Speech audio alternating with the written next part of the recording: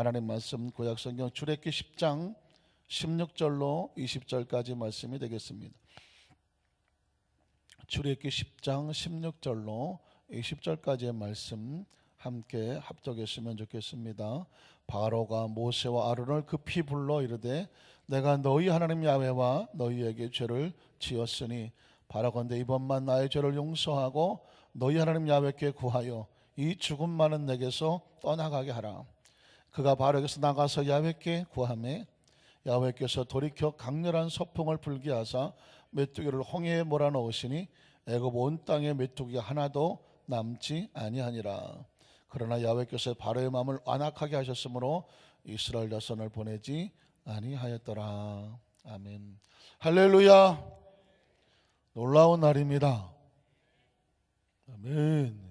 맨자가 늦게 길게 끌어지면 아멘. 놀라운 날입니다. 기적의 날입니다.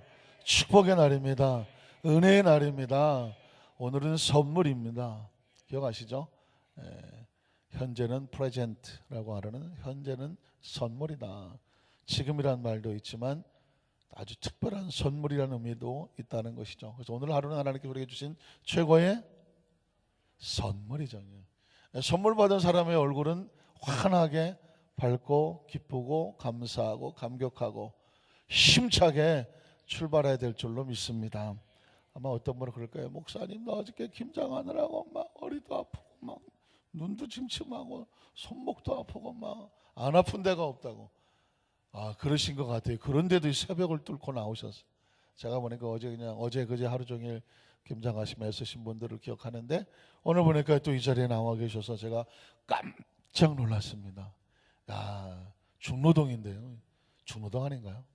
그런데 그거를 다 마치고 놀랍게도 이 새벽을 또 깨고 나오는 거 쉽지 않은데 하나님 또 특별히 기억하시리라고 믿습니다. 또 여러 가지 일이 있지만 그럼에도 불구하고 이 새벽에 하나님 말씀에 귀를 기울여 나오신 모든 성도들에게 하나님의 은총이 넘쳐나시고 오늘이 최고의 축복의 날이 되시기를 주님의 이름으로 축원합니다. 한번 따라하실까요? 온전한 순종의 마음을 주시옵소서. 온전한 순종의 마음을 주시옵소서. 이런 제목으로 말씀 은혜를 나누기를 원합니다. 최근에 제가 출애굽기 말씀을 함께 강의하면서 그 전에 한 번도 써보지 않았던 단어를 최근에 쓰게 됐습니다. 여러분 일주일 전, 2주일 전에 기억을 하실까요? 함정이라는 단어입니다. 한번 따라 하실까요? 함정. 이 단어는 이제 이후로 여러분 평생 절대로 잊어버리면 안 되는 단어가 함정입니다. 왜냐하면 하나님의 역사와 하나님의 말씀과 하나님의 명령과 하나님과 관련된 모든 것들은 함정입니다. 제가 이거 신학을 만들어도 되겠다.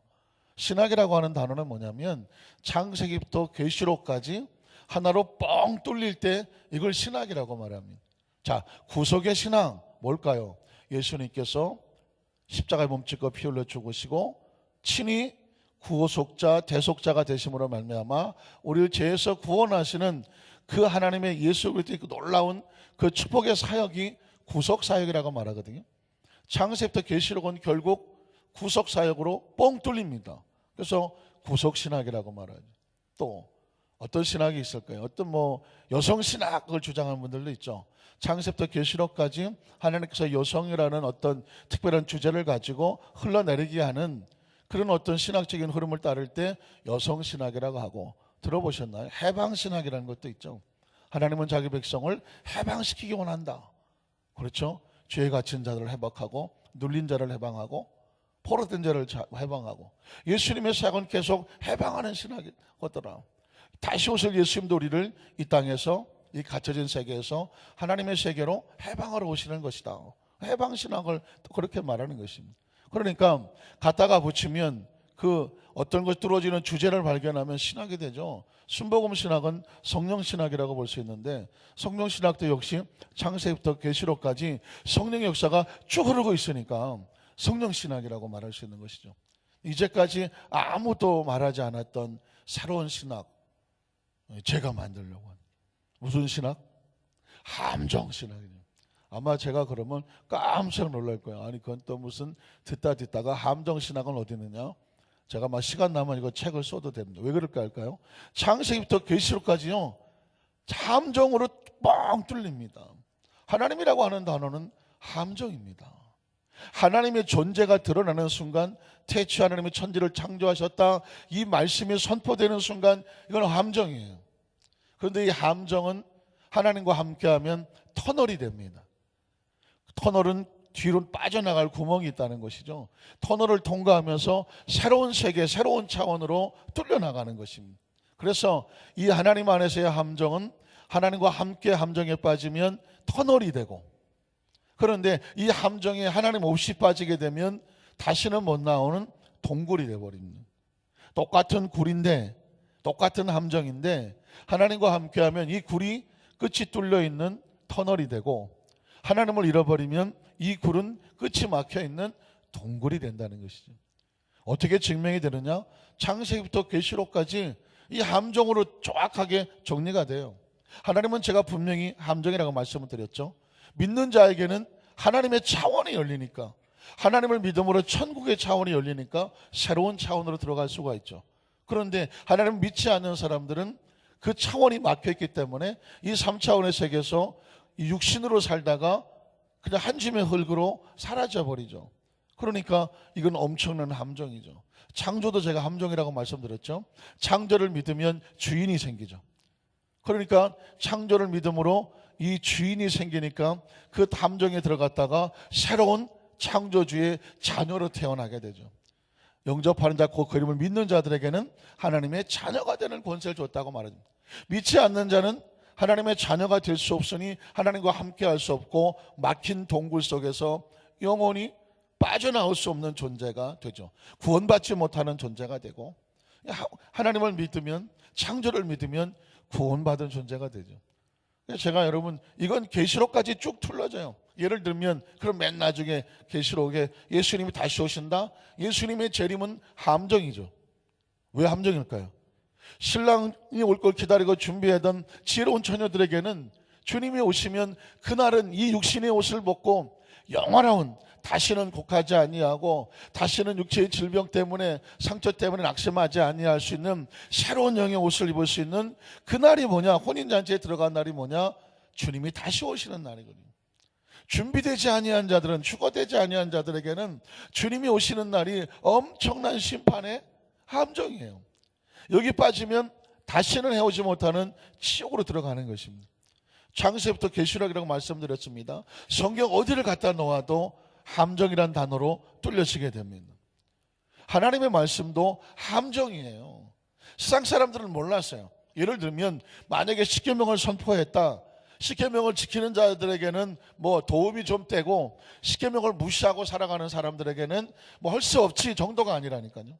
십계명은 엄청난 함정이에요. 이 함정에 빠졌던 사람들이 십계명을 지켜내면 놀랍게도 천대까지 하나님의 은혜가 흐르는 동굴의 뒷구멍이 뚫리면서 터널이 돼버려요. 그런데 계명을 지키지 않는 자에게는 안 지켜도 그만이 아니라 3, 4대, 3, 4대, 3, 4대, 3, 4대까지 계속 저주가 임해서 구멍에서 빠져나올 수가 없어요. 그러니까 십계명은 함정이에요. 제가 꼭 여러분에게 이 말씀을 드린 이유는 뭐냐면, 이 시간 이후 지금 내 앞에 벌어지는 모든 것들은 하나님 안에서 함정이라는 걸 아셔야 돼요. 문제에 빠지죠. 질병에 빠지죠. 억울함에 빠지죠. 어떤 상황에 빠지게, 실패에 빠지게 돼요. 모든 인간은 함정에 빠져 있어요. 그런데 이 함정이 다가올 수도 있으며, 함정에서 지금 우리가 어떻게 대처하느냐에 따라서 구멍이 열리는 터널이 되기도 하고 구멍이 막히는 동굴이 되기도 하는 거예요. 큰 문제를 만났어요. 어떻게 할까요? 크리스찬도 함정을 만나요. 어떻게 할까요? 그러나 그 함정은 하나님을 찾고 돌이켜서 하나님과 함께 이 구멍의 뒤를 뚫고 무엇을 만드냐? 터널을 빠져나오다 보면 무슨 생각이 드냐면 새로운 차원이 열리는 거예요. 함정에 빠지기 전까지는 전혀 몰랐어요. 그런데 터널을 뚫고 나오면서 와, 이런 세계가 있구나. 여러분, 어떤 하나님의 역사를 체험하고 나면 새로운 시야가 열리잖아요. 간증이 생기잖아요. 간증은 터널에 빠져보지, 함정에 빠져보지 않은 사람은 간증을 못해요. 간증은 어디서 나오느냐? 함정에 빠져본 사람이 하나님과 함께 그 함정의 벽을 뚫고 동굴로 만든 사람이 빠져나와서 하는 이야기가 뭐예요? 간증이에요. 그게 간증이에요. 이 터널에 이 함정에 빠졌는데 터널을 뚫지 못하면 그 속에서 그냥 평생 함정에 빠져나올 때까지 울고 불고 시험에 들었네, 낙심하네, 큰일 났네, 어떻게 하면 좋지? 그냥 무너져서 울고 있는 거예요. 크리스찬들에게 하나님께서 주시는 것은 뭐냐? 왜 기도하게 하느냐? 왜 말씀의 귀를 기울이게 하느냐? 왜 성령 충만받게 하느냐? 끝까지 믿음으로 살아야 되느냐? 믿음이 함정을 터널로 바꿔요. 믿으십니까? 믿음이 함정을 터널로 바꿔요. 믿음이 없으면 함정이 아니라 동굴 속에 임하게 되는 것입니다. 자, 성경 속에서 제가 인물 두 사람을 예를 들면, 요셉과 같은 사람은 계속 죽으라고 함정에 던져지잖아요. 그 현실만 바라보면, 아니 저 신실한 하나님의 사람이 왜 자꾸 함정에 빠지나, 왜 자꾸 억울하게 집어 던지나, 왜 억울함을 당하나. 그런데 요셉은 함정에 빠져서 동굴에 갇혀 쓸쓸하게 생을 마치지 않았습니다. 그는 마침내 함정을 뚫고 나오죠. 그는 터널에서 빠져나오니까 뭐가 됐을까요? 애굽의 총리가 됩니다. 제가 말씀드렸죠. 터널을 빠져나오면 뭐가 된다? 간증이 있다는 거. 하나님께서 하신 일에 대한 증거가 있다는 것이죠. 그러니까 요셉은 어떻게 빠져나오냐면 절대 신뢰. 이 함정 속에서도 절망하지 않고 낙심하지 아니하고 아프고 힘들고 억울하고 속상하지만 하나님의 섭리가 반드시 있을 것이다. 하나님 날 버리지 아니하신다. 이 상황을 뚫고 나오면 멋진 간증이 있을 것이다. 그래서 그 함정이 교육이 되고 훈련이 돼서 함정을 빠져나왔을 뿐이에요. 요셉은 따로 극히 배운 게 아니에요. 함정을 빠져나왔는데 함정을 빠져나와 보니까 애굽의 총리가 될 만한 능력을 갖췄어요. 그래서 여러분, 함정은 터널인데 터널을 빠져나오면 새로운 차원이 열려요.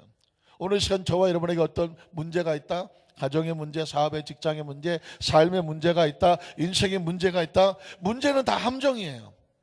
문제는 뭐냐? 이것을 절대 신뢰를 가지고 그 상황 함정 속에서 믿음을 가지고 절대 믿음을 바꿔서 하나님 앞에서 끝까지 하나님 앞에 붙어 있으면 그 구멍 뒤에 구멍이 열리면서 동굴인 줄 알았는데 터널이 되는 거고, 터널을 빠져나와 보니까 내가 새로운 존재가 되어 있고 감당할 수 있는 존재가 되어 있는 거예요.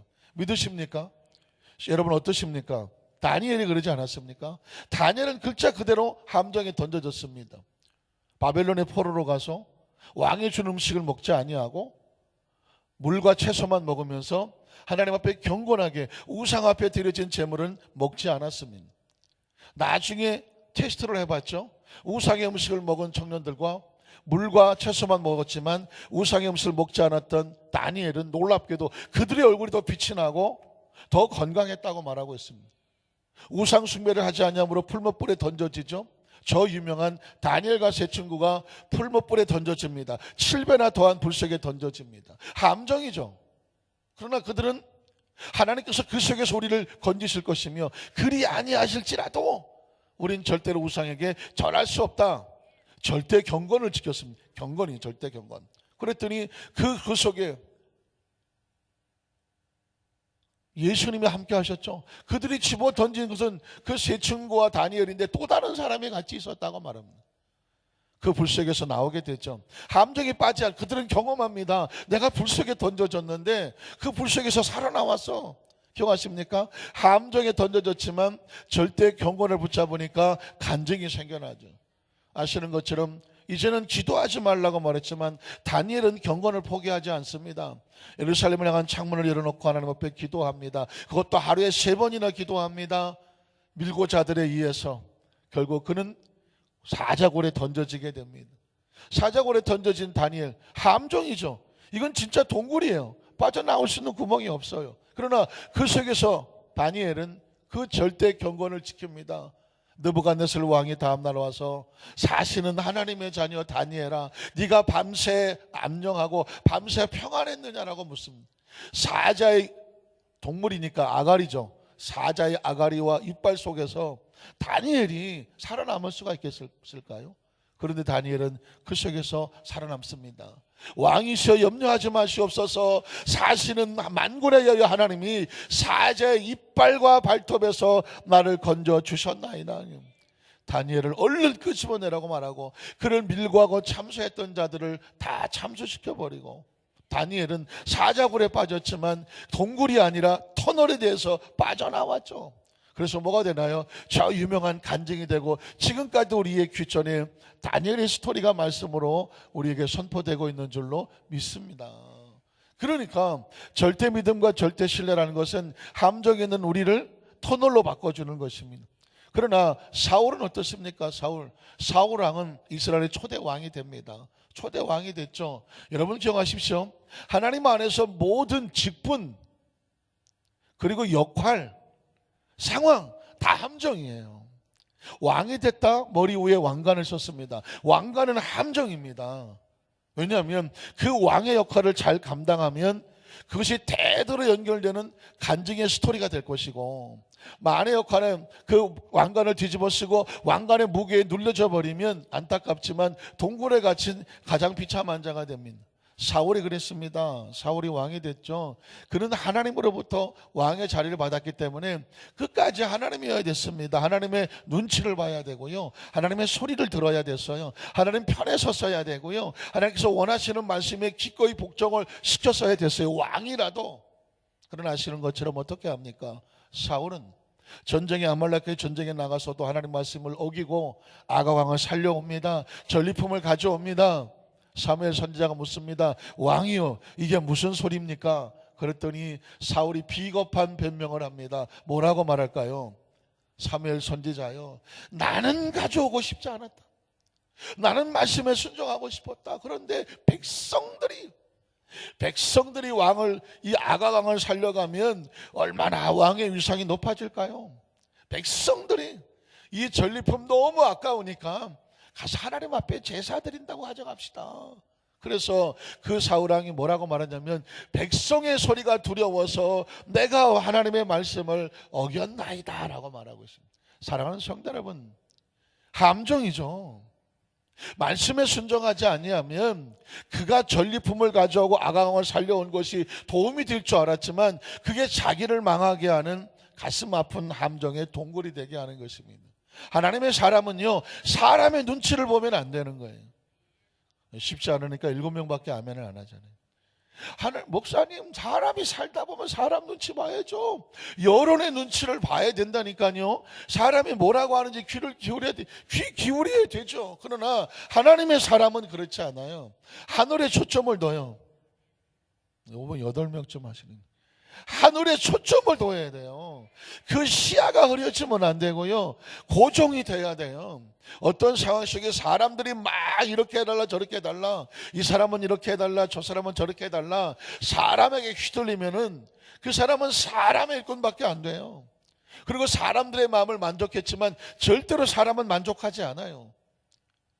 어느 직분을 맡은 자가 마찬가지입니다. 교회 안에 직분을 맡은 자는 어디에 시선을 둬야 되냐면 하나님에게 시선을 둬야 돼요. 하나님이 뭐라고 말씀하셨는지 오직 하나님의 영광을 위해서, 생명의 면류관을 위해서, 사람이 반대하고 사람이 손가락질을 하더라도, 여론이 좋지 않더라도 끝까지 하나님 말씀에 순종하고 하나님이 시키는 것을 해야 돼요. 믿으십니까? 그래야 사울처럼 비겁한 변명을 하지 않아요. 나는 그렇게 하고 싶지 않았는데 자꾸 옆에 사람들이 나를 충동했다. 아주 무서운 말입니다. 그랬더니 사무엘이 그렇게 말하지 않습니까? 왕이요, 순종이 제사보다 낫고 듣는 것이 수약의 기름보다 낫다. 왕이 하나님의 말씀을 버렸으므로 하나님도 왕을 버린다.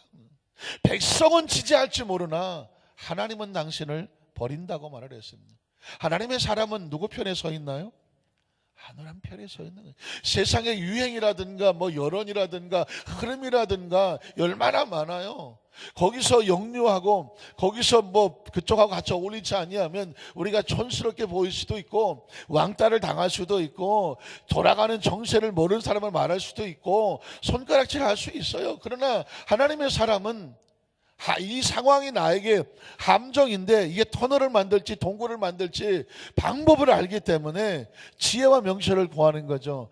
동굴은 하나님과 함께 뚫어나가는 사람이 동굴입니다. 함정에, 그 사람들의 여론의 함정에 빠져서 사람이 뭐라고 뭐라 하는지, 세상의 풍조가 뭐라고 하는지 여기에 귀를 기울다 보면 하나님이 뚫지 않으면 동굴은 절대로 뚫리지 않아요. 믿으십니까? 그래서 여러분 시편 3편에 다윗은 그렇게 말하는 것입니다. 하나님, 내가 지금 사망의 음침한 골짜기에 있습니다. 함정이죠. 다윗도 사망의 음침한 골짜기에 있습니다. 함정이에요. 그런데 다윗은 이렇게 고백합니다. 그러나 내가 해받을 것을 두려워하지 않습니다. 함정인데 왜 그럴까요? 주께서 나와 함께 하십니다.